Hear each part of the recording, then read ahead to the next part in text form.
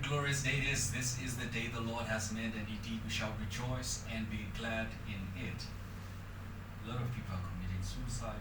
A lot of things are happening in people's lives. Divorce rates are high. There's a lot of pressure. This isn't political, but the government seemingly isn't offering solutions when people cry. A lot is happening. A lot is affecting our well-being, our mental state. My pressure back. Our guest today, ladies and gentlemen, is a marriage and family counselor. She's a founder of Reveal to Heal Counseling Foundation that focuses on mending the broken homes, family relationships. She's a mother, she's married, she's a wife, but to one husband. You know, being on the front end of saying a husband, but to one wife. She's a wife, but to one husband. She's a mother of 6. And she's a certified marriage counselor and a family counselor, relationship coach, psychosocial, and child counseling for HIV/AIDS. Managing depression and anxiety, helping single parents and step families, grief and loss specialists, addiction and family counseling. She holds a diploma in primary school teaching and a diploma in theology. Growing up and experiencing life, she realized that in our traditional society, people are faced or are forced to bottle things up and to handle them alone and to move on with life. But the high rate of divorces and young people's suicide rates, and also her own experiences, have taught her that it is important for people to have someone they talk to and to trust and be able to progress in a positive and God-glorifying way.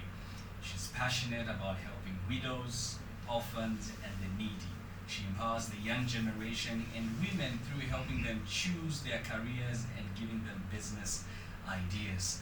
Ladies and gentlemen, put your virtual hands together as we welcome Madam Racheal Munkombwe Seedat. Hopefully I have said the names correct. Yes. Yeah, how are you? Good, thanks. How are you? Very well, thanks. Good to have you on the Umubanga podcast. Thank you so much. Thank you so much. I know a lot of people have been seeing the ads running on the Umubanga platform. So, ladies and gentlemen, Madam Racheal, Mrs. Seedat is the founder of Reveal to Heal. So, welcome.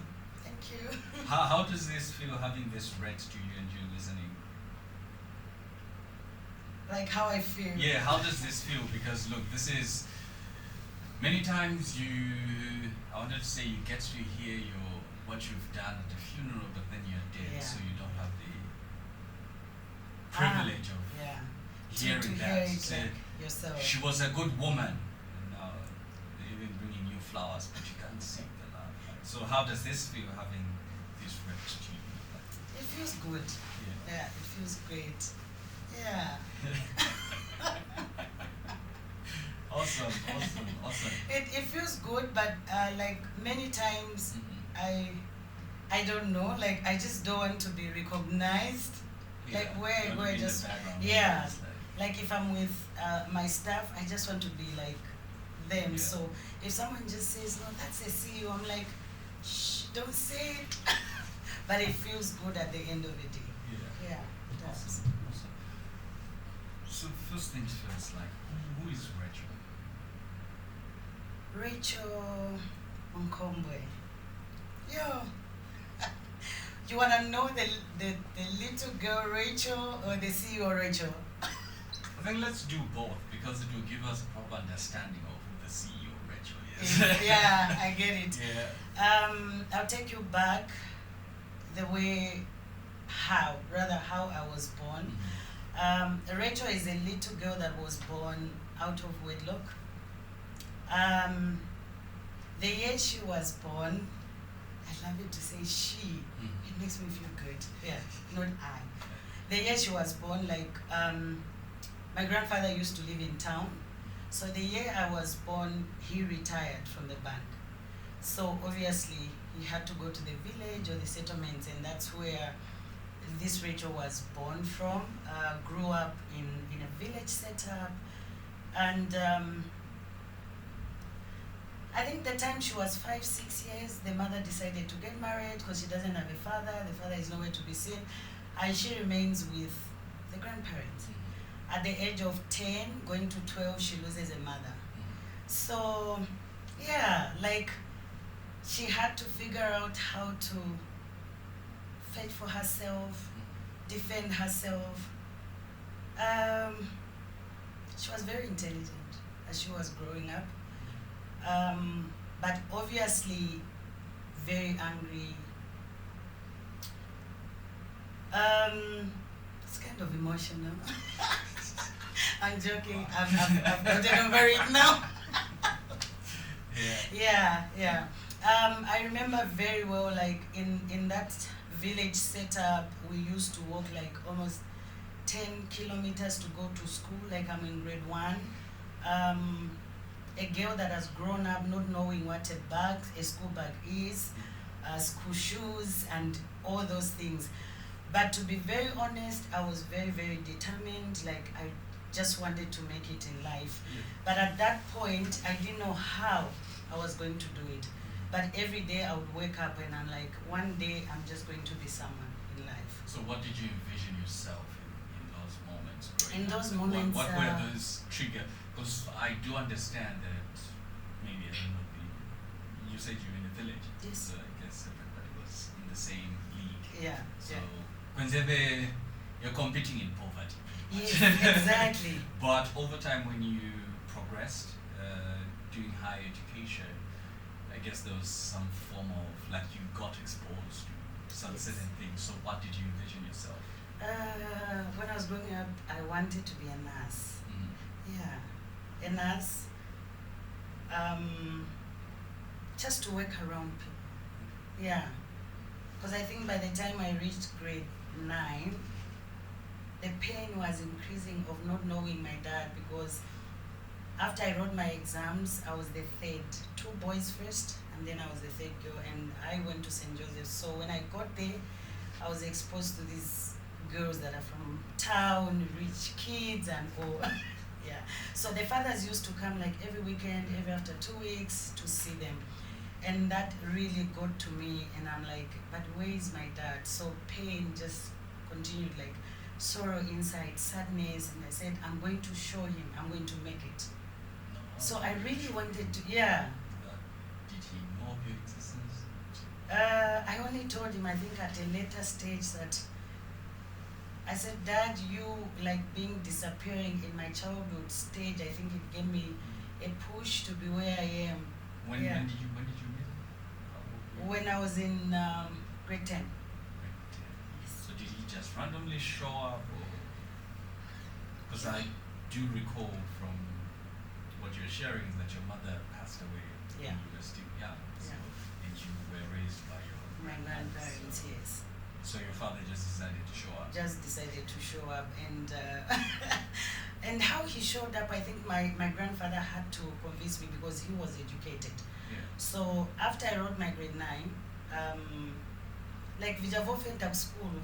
When we went to the hospital, they said, no, she's anemic and she can't be in a boarding school. Yeah. So what happens, my grandfather wants me to continue with education. So where do I go and stay in town? That's how he negotiated with my dad, how, I don't know. And then he says, no, he's your dad at the end of the day, and you need to be there, your education and everything. So when you mention about education, I'll do anything for me to get my education. And that's how I found myself with my dad. Yeah. And how was he married? He was. And how was the settling? It was terrible. Okay. Yeah, it was terrible, because my dad had me when he was 16. So the age difference is like 16 years old. And the first time I went there, I found the lady, my stepmom, was 2 years older than me. So I remember entering the house, and she didn't even want to greet me. She just looked at me like, is this a girlfriend or is this a wife or something? Yeah. So it was a bit hard, but I had to push, because I knew what I wanted to get out of that. Yeah. Okay. So you transition into that phase. So at 16 you were 10. Yes. And then at 18 you're done. 16, 17, 18. Was I? Let me count, because long time. We used to start school late. I think I finished when I was 19. Okay. Yeah. At 19 years. So grade 10, I was 17, 18, 19. Okay. Yes, yes. Yeah. Alright. Right? Yeah. Recollecting the time. Like, how old are you? Let me check. Let me check, yeah. Where the moon Was is, I? the position of the moon. Which month were you born? Like that. Yeah. Yeah. So you're done with high school. What was then the transition? What did you? Yo, there's a time I think my dream, that time I can't say dreams because I only had one dream of becoming a nurse. So just I think beginning of my grade 10, my dream was not shattered as such, but the focus changed because at that same time this guy comes in my life. And what I'm seeing is not becoming a nurse, like I just want to be in love. Yeah, so. So you just like love so deep. Yes, so deep, like. yes. Okay. Yeah. So, meaning you got married at what, 20, 21? 20 years old. 20 years. Yeah. So I finished my grade 12 at 19. Yes. 20 years I got married. And the same year when I was 20, I had my first born. Okay. Yes. So that was a whole transition. Yes, whole yes. shift. So all that nurse thing is out of the picture now. I want to be a wife, I want to be a young mom, and yeah. And how's the journey coming up? Because yes, we do talk about your journey as a counselor, but being born from rejection, Yeah. There's that which happened. Your mother died at an early age when you were still young, and now you're a mother at 20. How was that? How was your mindset in that at that time? Yeah, I think. Now you're looking back at it. Yeah, I do look back like Yes, every you never- day. so now you're looking back at it in hindsight. What was your mindset then? My mindset then was, I'll give you an example. Like right now, when I'm talking to my clients, especially the male that have rejected their children, I always tell them you need to be available. Either it's online or just be there all the time. Because a girl child that grows up without a father, they look for a father figure in someone else. So at that time, remember from grade 10, there was no bond between me and my dad. We just didn't know each other. So when this man comes, who is my husband now, comes in my life, and I'm like, this is just like my father and my everything, like my world. So everything just changed. I just wanted to be next to him. Even the time you'd be like, no, I'm coming, I'll find you. I just wanted him just there. And then also growing up without a mom, I didn't want to go to college because I felt how I grew up without a mother. There was no protection, there was no love. So I didn't want my child to grow up in that way. So I said, if it means for me to abandon school and everything, but to look after my child, I'm going to give her the best. Yeah. So for me, at a young age, I closed up. I grew up in an environment where you can't speak, they'll beat you up, they'll do that. So even becoming a mother, or marriage is challenging. It's not smooth. Whatever I'll go through. Not married. Oh, okay, sorry. Okay, let me tell you. You're throwing it at me like like hold it. Yeah, not yet. Not yet. So it is challenging. Like there are ups and downs. You just need to know how to handle them. So for me, it was like I just want to be a mom. I don't want to leave her alone because I didn't want her to feel that feeling that I carried as I was growing up. Yeah. So for me, school was out of the way. So in that instance, were you like already in a space of healing, like you healed, you had reconciled with your father, and you came to terms that mom passed away at an early age? No, I reconciled with my dad. We reconciled.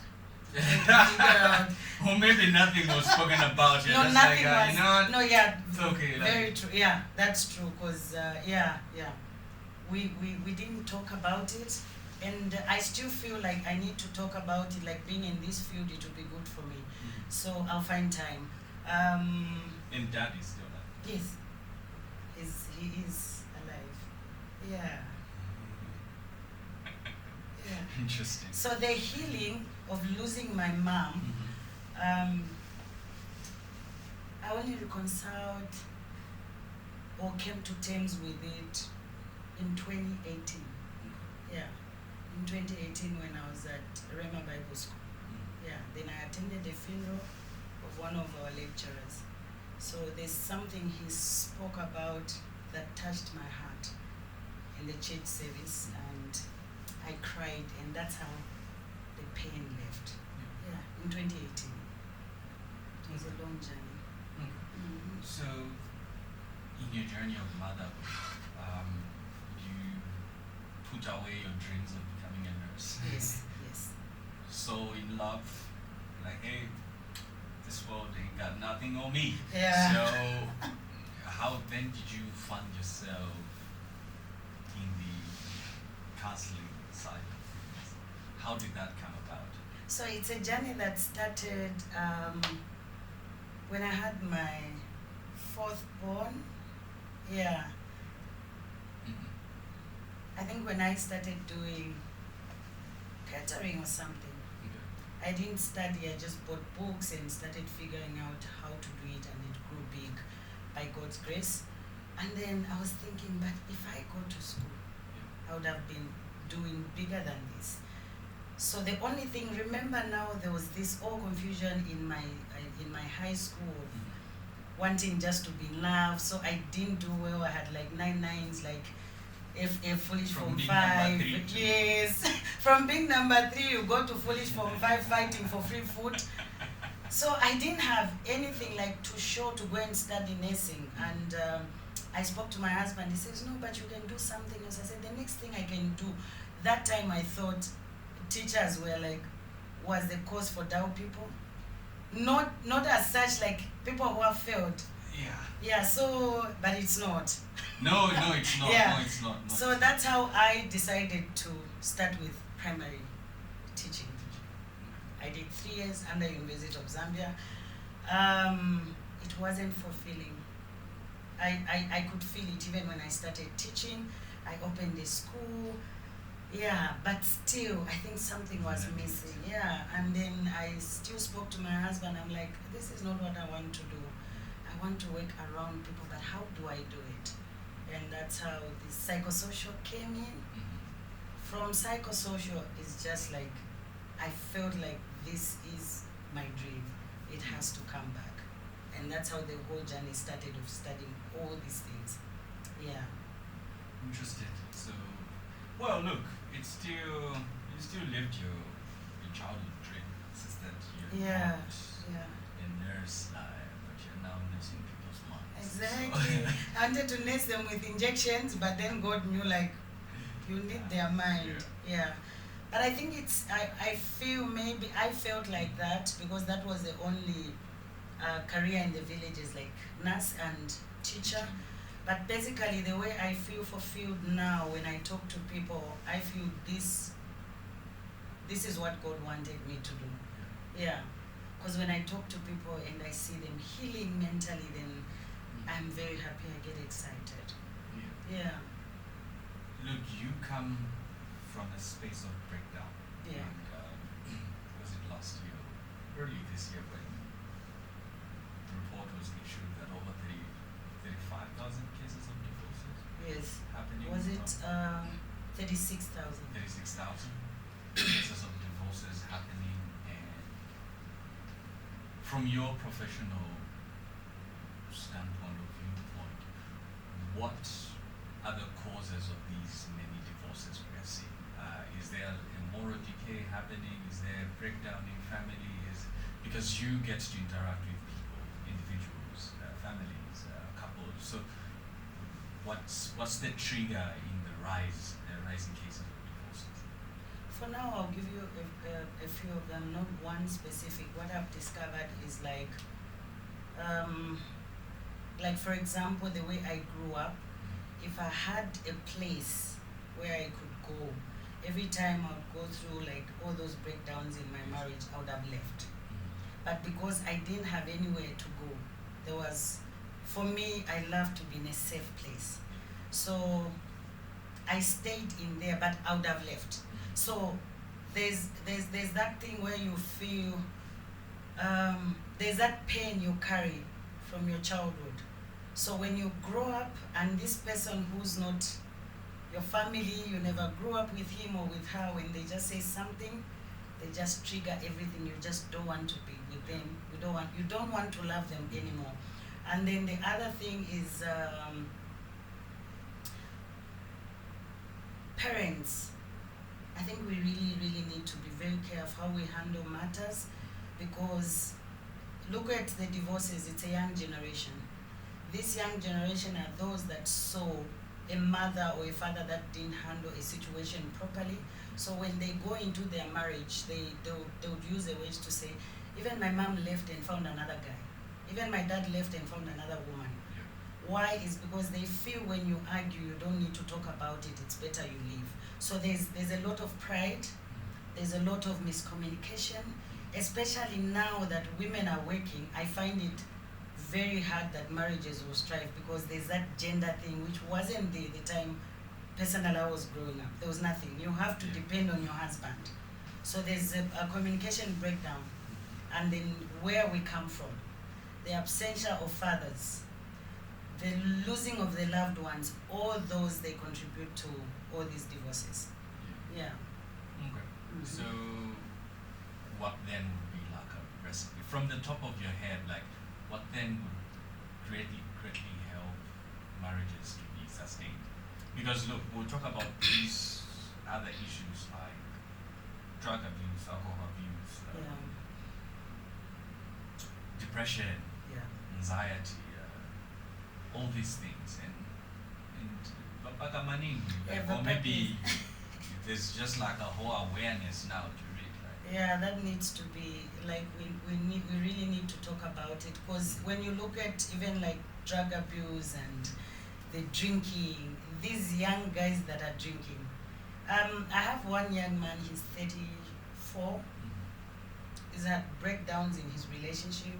He doesn't want to settle down because he drinks a lot. So when I asked him, why are you drinking? He says, the time he was 5, 10, 12, he used to see the father drinking.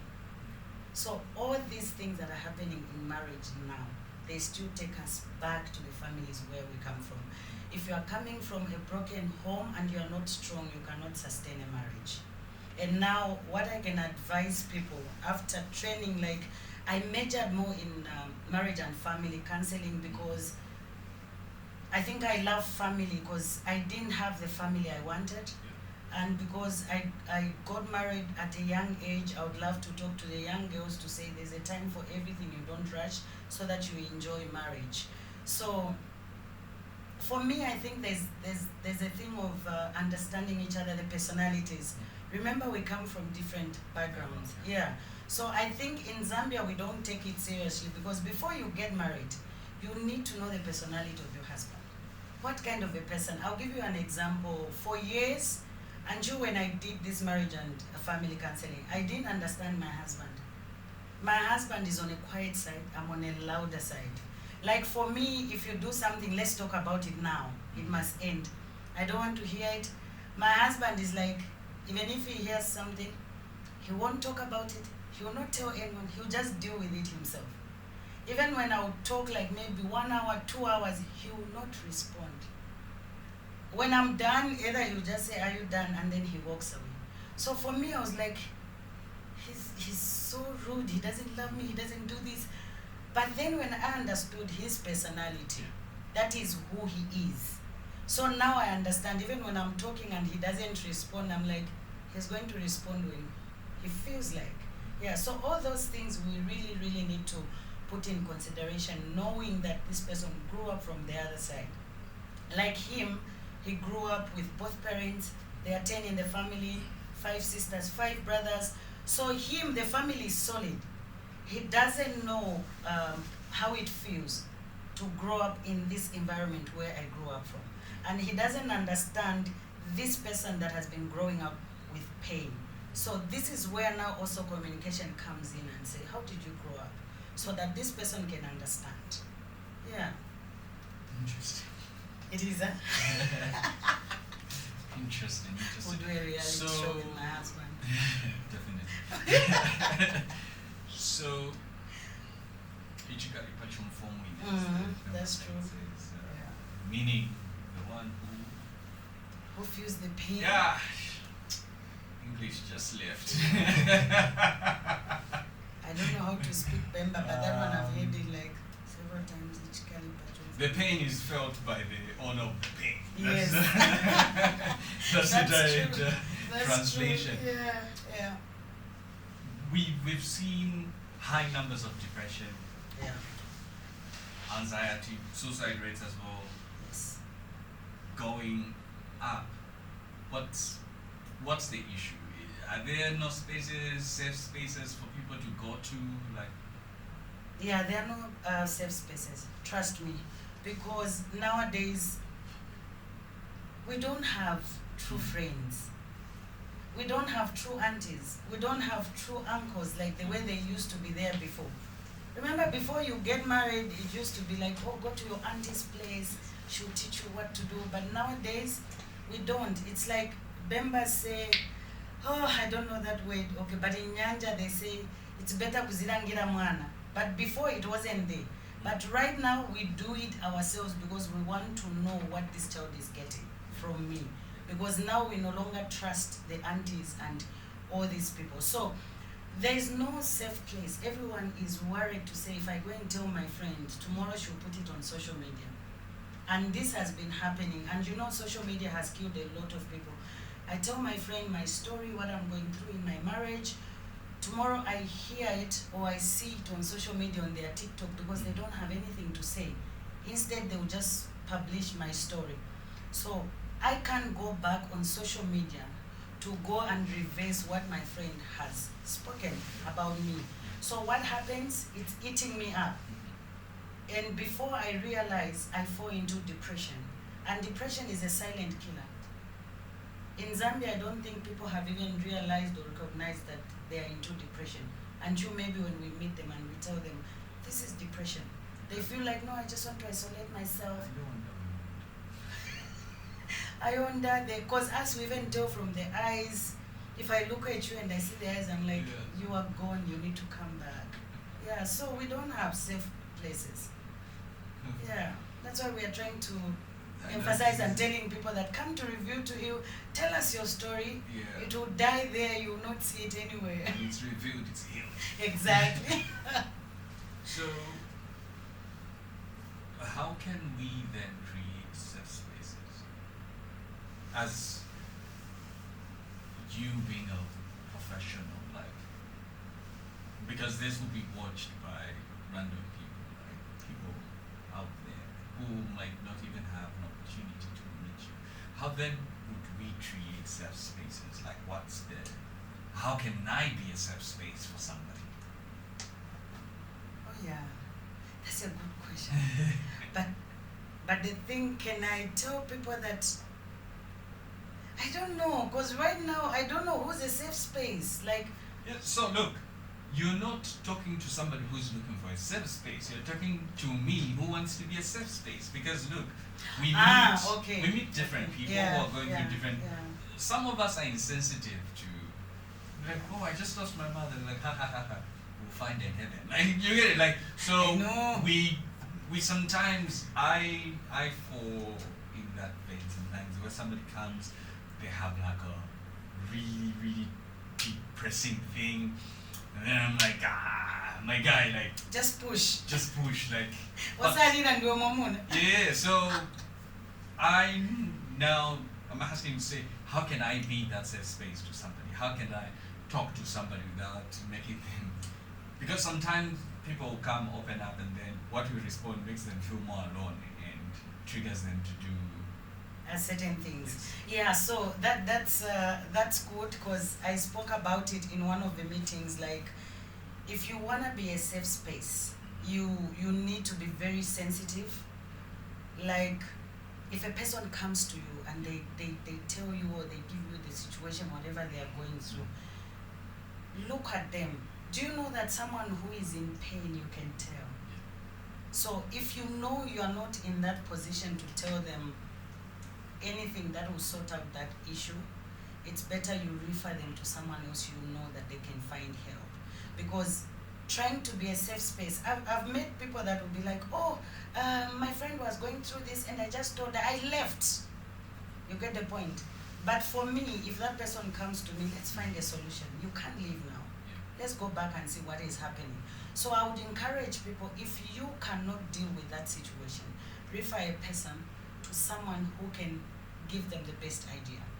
Because nowadays, there's the way you've already said, there's this issue to say, I feel like I just want to be alone. I don't want to go for kitchen parties. Men, they'll be like, no, I don't want to drink anymore. So if you are not in our field, you won't know. Because for us, when someone starts to isolate themselves, we know that this person is falling into depression. And we'll make sure, if we cannot manage to do that, we'll take them to someone who will tell them, no, you can't do this. Why can't you use this route? So if someone can't be a safe space, please don't try to be a counselor when you can't manage. Because the advice you give that person, they'll die, you'll crush them. They will kill themselves. I've seen people at the funerals when I go. We do grief and loss counseling. So you go for a funeral and this person has lost a mother or a husband.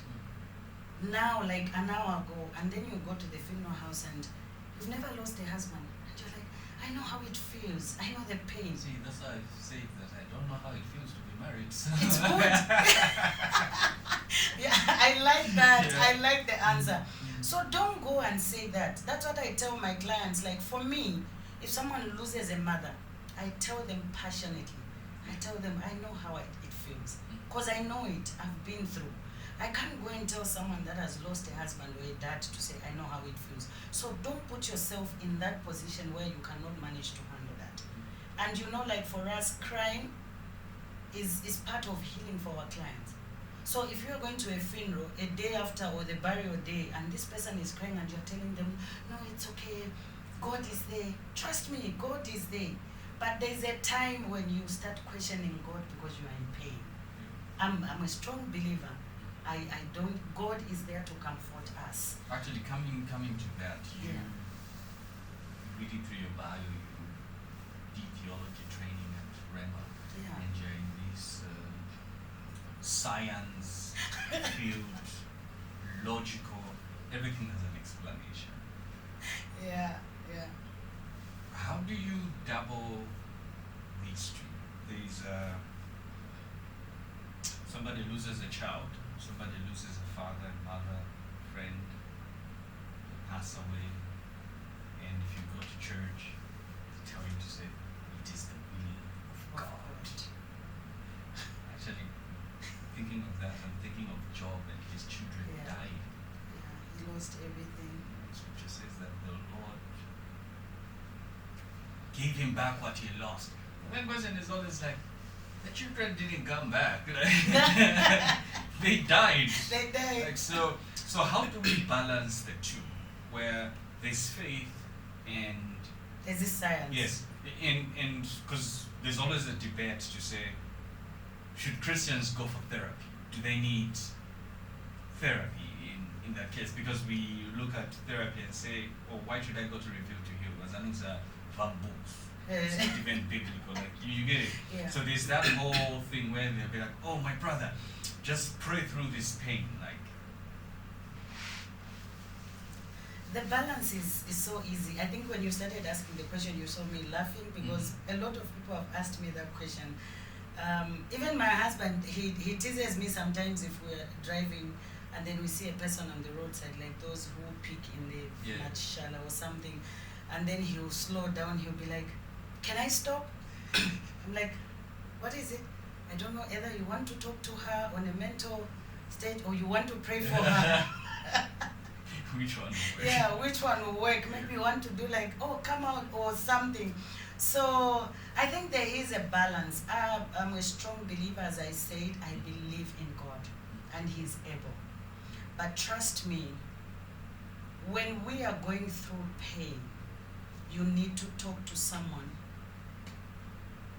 Because when you lose someone, like the people we've counseled that have lost their loved ones, and the good part in our counseling field, when someone comes and they have lost someone, we don't start by telling them God loves you, because they'll ask you, I said, if He loved me, why didn't He prevent this? We've had all those cases. So we allow a client later on for them to say God, then we come in. If they don't say it, we don't do that. Our job is just to calm them, make them understand that we are, yes, in a sinful world where people will go and will also go, but we don't go directly to start quoting the scripture. Then you are killing that person, because already when they joy when you go through that, it doesn't work. Trust me, like that. Patience, endurance. I've seen people that quote scriptures. It becomes a novel. I've seen people. I trust me. I've seen people where you ask them when you're writing, like opening their file. You ask them, what religion are you? And they'll look at you. They'll be like, I don't know. Like, you've never been to anywhere, church, temple, or mosque. Just like that. So you know that they have reached a point where they have questioned God. So you take them slowly. You need to prepare them mentally to get back to believing God again. I can preach the whole day if I want any client that comes. I'll tell them, open the scripture, this and that. But you're not going to build them. Interesting. Yes. Because I'm thinking, my father in the Lord said that. No, not quoting my actual. It's just, it's you know just how, something that, how people be like, oh, my father in the Lord said that, you know, the reasons why my mother died because she was fighting my destiny. So all those things, how, because the world is religious, like there's others who say karma, there's all things back around, there's all that. So what's, I don't know how to phrase this like without, do we, so we can pray as well as seek help? Yes, yes. Okay. Yes, especially the industry that has been fought, or maybe the place or whatever we call it. It's a mental health sector. If you say China, exactly. Like, Anafunda, anamulozas. Do you know that a person who's going through depression, they look exactly like Wanafunda, and the African culture. Whoever is going through depression, people who are suffering from bipolar. So as your husband teases you, so Bambiri Skufunda, it's like, there are people that have been bosses in big companies, and from nowhere this job just dies. Swanabauze, he didn't save, the wife runs away and she goes with the children. Just imagine if you were married and you've been with this person that has been enjoying your money all these years, and because your job has finished, the only thing you think is to die. This world is not a better place. They don't think that God will lift me one day. And sometimes others, if they don't think of suicide, what they do, they're like just confused day and night. They can't sleep, they can't eat. And those are the people you see moving up and down and picking things.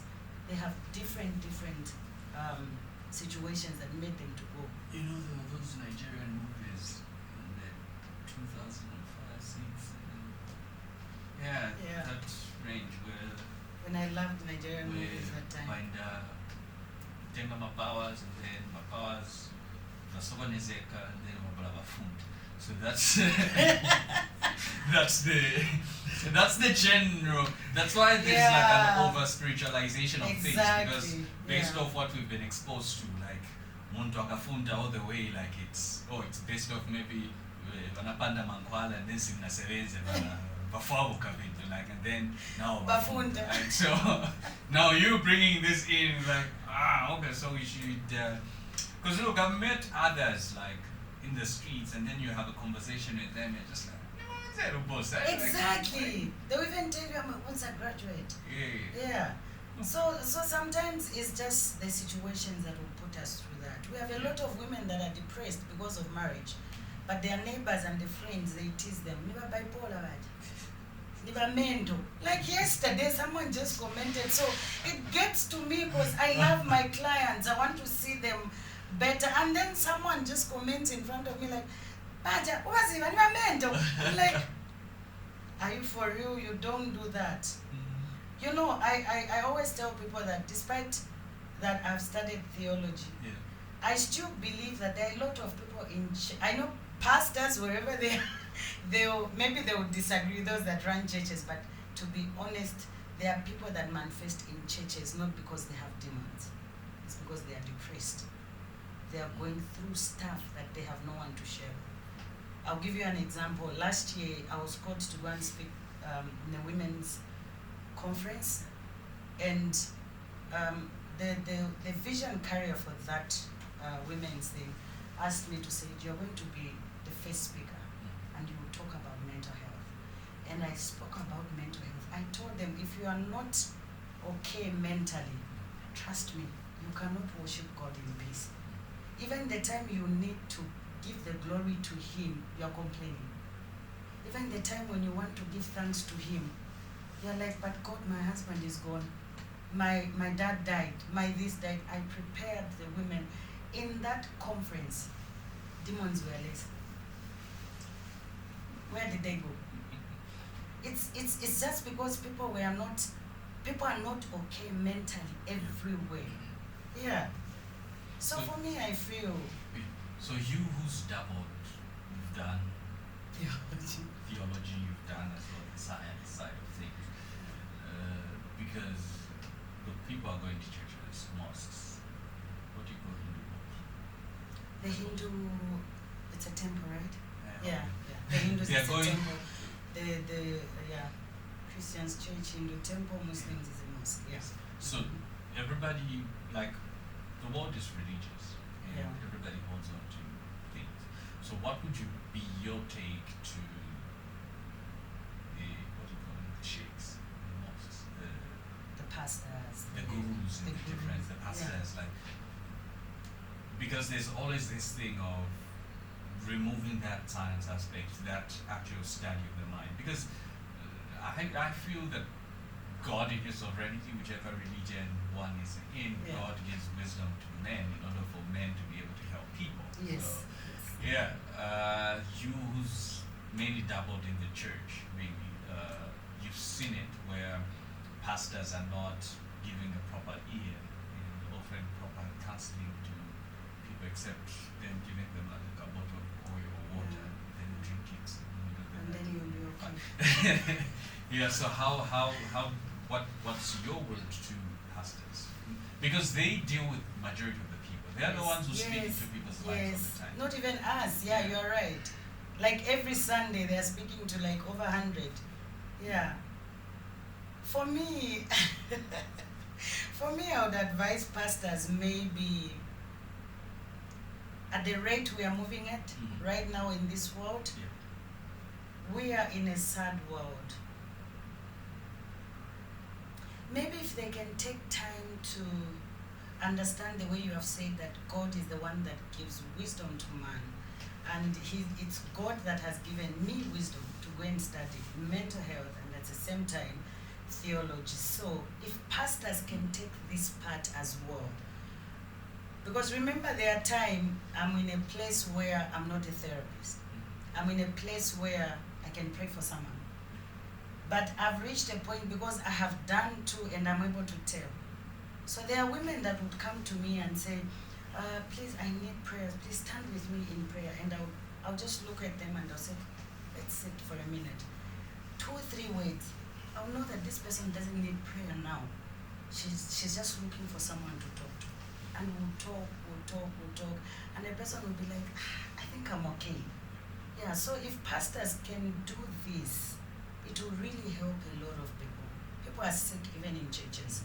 And a lot of people feel like when they're going through depression, anxiety, whatever, a church is a safe place. Yes, it is. Because during worship, there's calmness, there's everything, you just feel peace. But what after you leave church? What happens? Yeah. Interesting. You raising children and you see the world evolving. What's that one thing you daily tell your children to hold on to in this crazy, crazy world? You know, what we've taught our kids is first thing, not to fear us parents, but they must fear God. Because one day we will not be there. So I've told my kids, first thing, to fear God. Even where we are not there, they must know that He's watching them. Then secondly, I have taught them to discover who they are. What is their purpose? Because they didn't come to this earth to come and waste time. So every day as they are walking, they must know that there's a creator somewhere and created them for the purpose. So any other thing, they must not be distracted. Yeah. That's the main thing. I talk about purpose a lot and God with my kids. Yeah. And to be mentally okay. I have taught them not to please people. They must please themselves first. Because what they don't have, they cannot give. So when they are happy, when they please themselves, they will give happiness to another person. Yeah. Awesome. Yeah. Fear God. Who Yes. sees in the secret. Who sees in the secret place? Because look now, we have 24 years old, we have one who's 17, we have one who's 14. We don't know where they are. We can't see. So what they know right now, they know that no, dad and mom, they are not here, but God is here. And what is my purpose?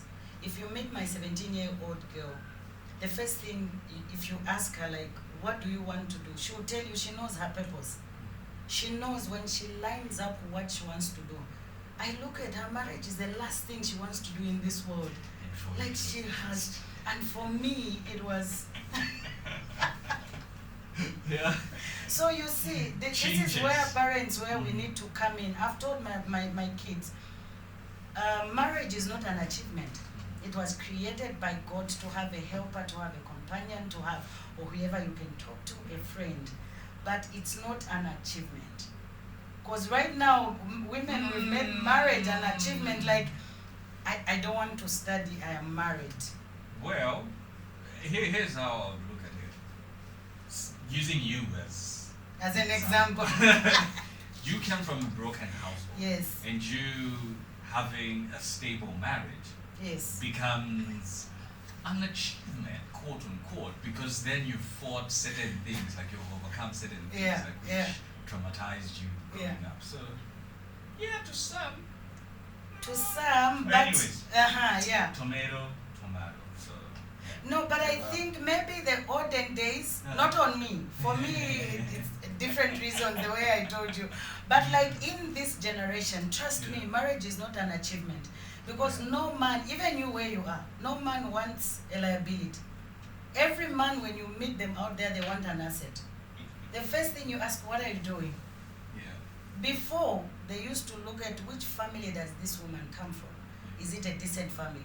Nowadays, your generation doesn't look at where this woman is coming from. They just look at, she's these things you see on social media, she's mastered it. She's mastered it. That's it. You're not interested in anything else.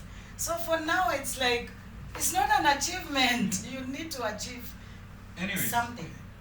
Speaking of that, can all these traumas be passed on? Yes. Yes. So what?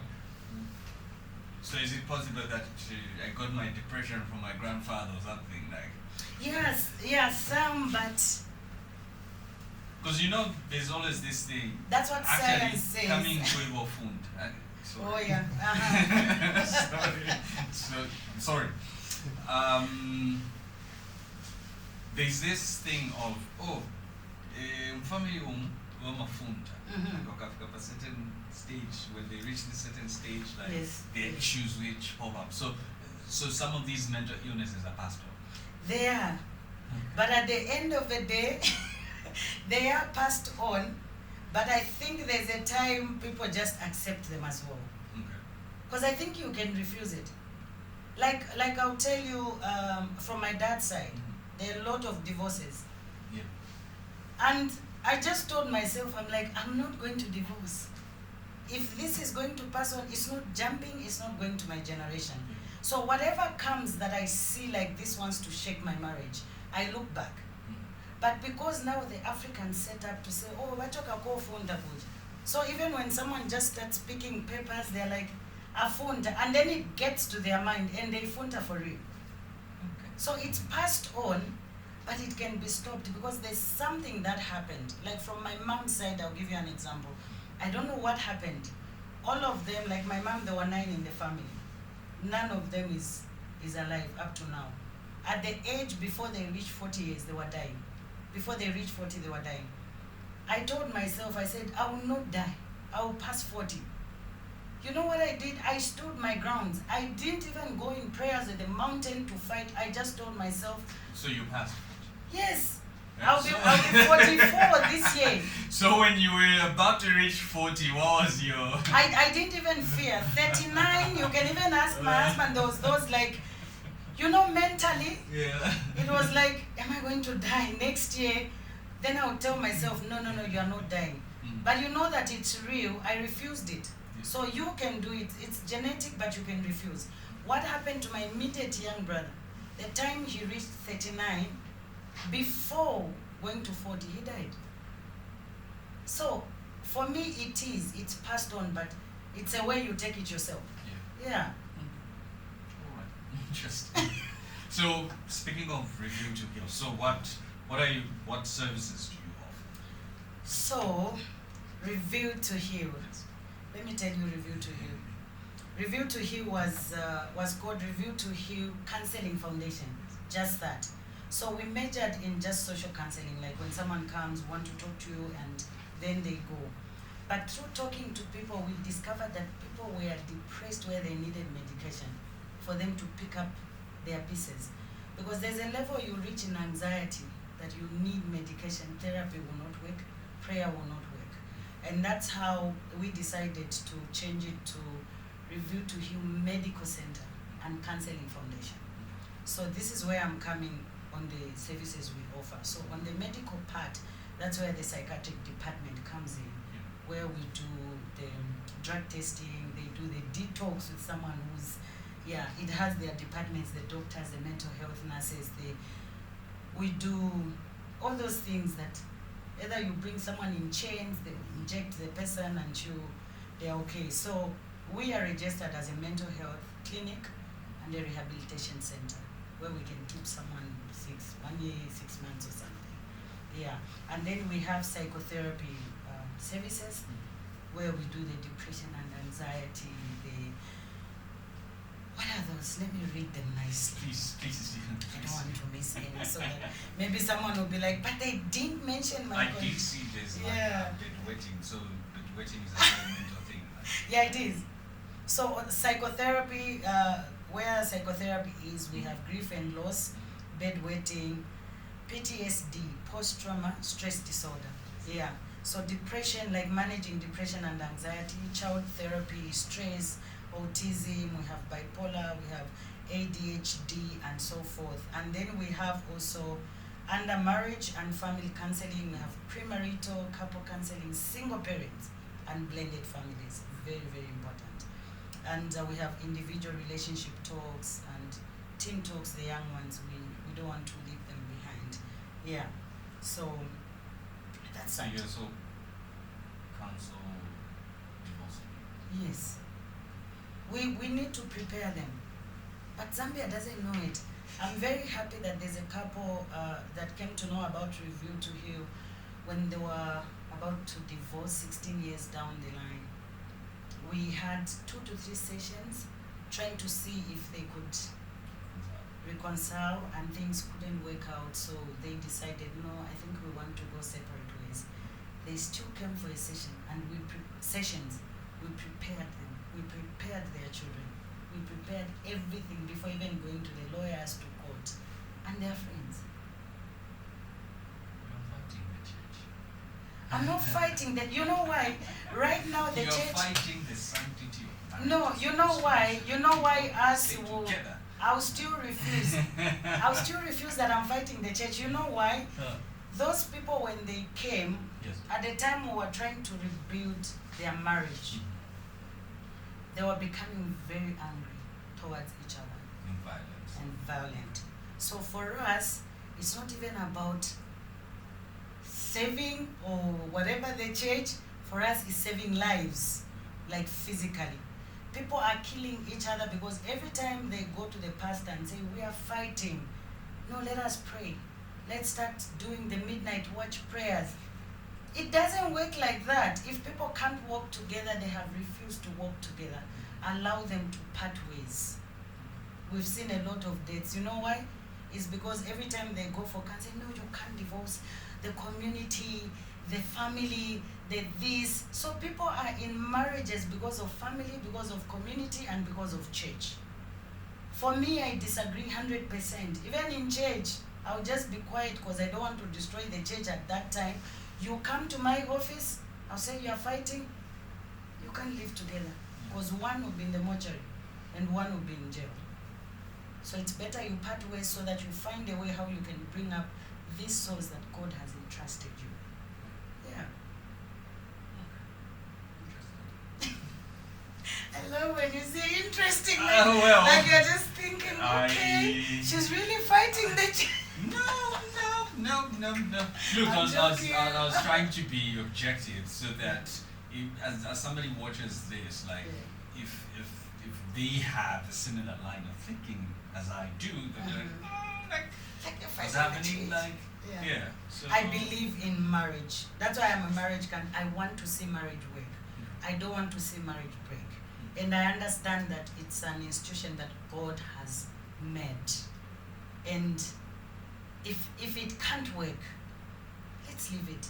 Let's not die. We have a purpose. Yeah. Interesting. Noted with things. Yeah. And that's why people wonder all the time, like, you this side and this side. I said I believe in God and what He has done. When I'm talking about marriage here, I'll bring scripture, I'll bring this, I can bring it from Genesis to this. But if we can't work together, let's not kill each other. Yeah. Awesome. So this has been a great conversation. I know we didn't, I didn't ask you. Which question? The regular question. I'll leave it at that. Okay. So, how long have you been married? 24 years. Okay. Yeah. But we've been together for 28. We dated for 4 years. Yeah. And then 24 years in marriage. So 28 together. Yeah. Awesome. Even as we close, I don't know if you have something you want to say to somebody watching this. That's your camera there. Okay. Okay, so the only thing I can tell the world, like right now, social media wasn't there back then. Now, because we are living in the world of social media where people just want to be on social media, they want to please people and they don't want to please themselves. And what I want to say is that before you please any other person, you need to please yourself. Be happy, love yourself first, and be mentally okay. Because if you are mentally breaking down, your whole physical being is not going to be in order. And those are the headaches you hear, tension, my legs, my this, is because it starts from your mental state. It's not okay. So you need to be mentally okay. Find someone to talk to if you're going through anything. Suicide is not it's not an option. There are people out there that can listen to your cry. You are not the only one that is going through that situation. There are people that have gone through that. So find someone to talk to, and please, if someone comes to you and they want to tell you about whatever challenge they're having in their lives, be a safe place. Assure them that you are not going to share it anywhere on social media. Please, please, please. Let us be a sister's keeper, a brother's keeper. If you can't advise, if you can't solve that situation, refer that person to the professionals or to someone you know who they can talk to, and they will be okay. So your life, your everything in your business, in your workplace, it starts with your mental state. When you are okay mentally, everything just flows. The reason why we have a lot of people that are not delivering well in their workplaces is because we see them health, we see them in suits, we see them in heels, makeup, but they are sad. They are crying within themselves. So we want you to be okay. We want you to be happy. Love yourself for you to fulfill your purpose. When you love, you're going to love the world. Don't please social media. It will kill you. That's my words to everybody. Awesome. Thank you. Thank you very much. This has been a great conversation. I have learned a lot. A lot. From a double person. Yeah. Thank you for the work that you're doing in improving people's lives. Most importantly, saving lives and saving families. Looking forward to many more conversations about different topics. I did ask about bedwetting. Is bedwetting caused by mental? Yes. With babies, it's normal. With At what age does one have to say? For somebody who's watching, maybe, okay, what age is one supposed to stop bedwetting? And then at what point do you say, parivuto? You know that bedwetting is also a genetic thing. It's passed. Yes. We've seen. Yeah. So I wouldn't say because I may attack those that are coming from, but there's a certain age where you can even see, like, maybe. So be it's genetic, it can be stopped. It can. Though we've never dealt with someone from a genetic point of view.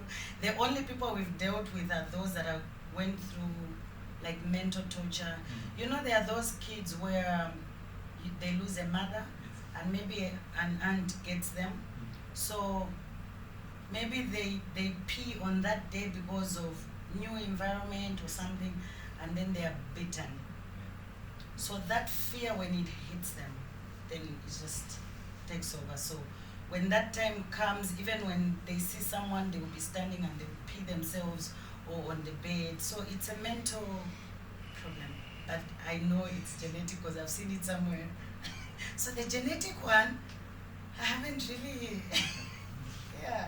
because genetic goes until you get married. And those are the people that when they fight, you start hearing them after all to bed, telling them. So that one for a big man is not. You've never heard like that in our areas where we come from, in the compounds. Ladies and gentlemen, there's hope for you. Not all hope is lost. Please get in touch with Feel to Heal for any needs. It reminds me of Piquet Shala's song. What was there's a song by Piquet Shala which he did. I think the husband would go get drunk and then come back. I never listened to that. On the bed Yeah, those are just being silly, like you're just drunk, useless. But there are those like no more sober, they'll just pee for the rest of their lives. Yeah. Interesting. I have learned a lot. And I have learned that I will be a safe space for people. So that I'm not part of the statistics as to why they have withdrawal symptoms and staying away from people and having conversations. So, happy to have you on the podcast, and we'll see you soon. Thank you so much. Welcome. Ladies and gentlemen, hopefully you have enjoyed this podcast episode and you have picked up on a lot. So there's still hope for you. Yes, you may be going through depression, anxiety, loss of a loved one. Not all hope is lost. There's help, professional help. If you can't find it in church, seek professional help. Find somebody to talk to so that you're liberated. From me, Dennis Umubanga and Racheal Munkombwe Seedat. Bye-bye.